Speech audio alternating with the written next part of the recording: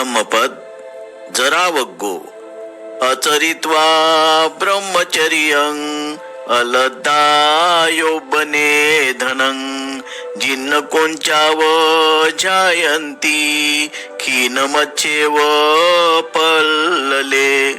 ज्या माणसांनी ब्रह्मचर्याचे आचरण केले नाही आणि तारुण्यात संपत्ती मिळवली नाही ते मासे नाहीसे झालेल्या जलाशयातील वृद्ध बगळ्याप्रमाणे झुरत राहतात.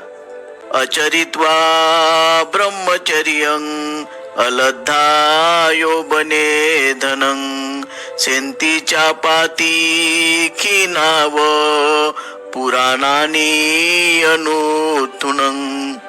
ज्या माणसांनी ब्रह्मचर्याचे आचरण केले नाही आणि तारुण्यात संपत्ती मिळवली नाही ते जीर्ण धनुष्याप्रमाणे जुन्याची आठवण करत पडून राहतात. अर्थकथा. एका लक्षाधीशाच्या मुलाने वाईट संगतीमुळे आपली सगळी संपत्ती व्यर्थ वाया घालवली. त्यामुळे त्याला दारिद्र्यावस्था प्राप्त झाली. त्याच्या त्या अवस्थेसंबंधी बुद्धांनी वरील 2 गाथा उच्चारल्या.